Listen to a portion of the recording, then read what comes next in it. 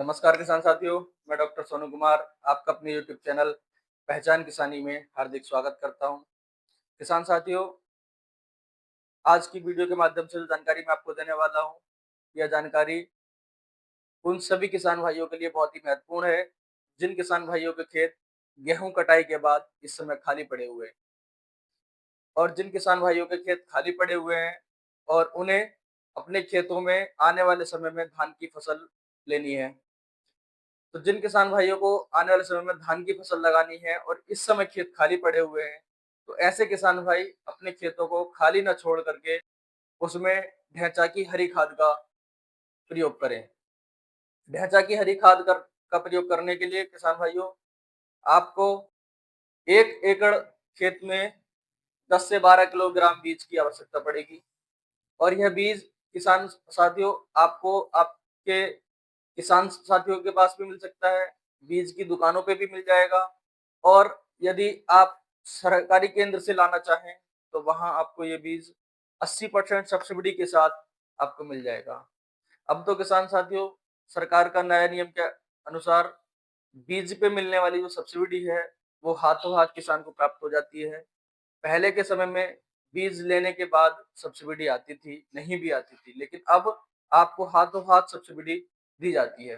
तो किसान साथियों, सरकारी केंद्रों पर ढैंचा का बीज सस्ती दरों पर उपलब्ध है, आप चाहें तो वहां से भी ले सकते हैं। किसान साथियों, जैसा कि आप जानते हैं कि पिछले समय में सभी किसान भाई अपने खेतों में गोबर की खाद का प्रयोग करते थे, लेकिन आज के समय में पशुओं की कमी होने के कारण सभी किसान भाई गोबर की खाद का प्रयोग करने में सफल नहीं है।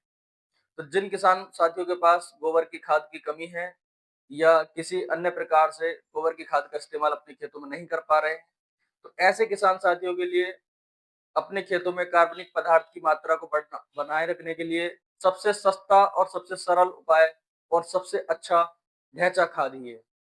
इससे किसान साथियों, आपके जमीन में नाइट्रोजन, फास्फोरस और पोटास की उपलब्धता तो बढ़ती ही है, साथ में खेतों में मृदा संरचना में भी सुधार होता है, जिससे पौधों में पोषक तत्वों की कमी नहीं होती है। किसान साथियों, आप ढैंचा के खाद के लिए ढैंचा के बीज को भिगोकर बो सकते हैं। इससे क्या होगा कि आपके खेतों में इसका जमाव जल्दी होगा और अच्छा होगा।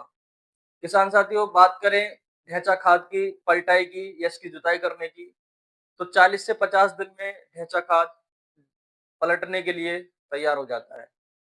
क्योंकि किसान साथियों, ज्यादा बड़ी अगर फसल हो जाती है ढैंचा की, तो इसकी जुताई करने में आपको मुश्किल पैदा हो सकती है। इसलिए किसान साथी ध्यान रखें कि 40 से 50 दिन में ढैंचा की खाद को अवश्य पलट दें। धन्यवाद।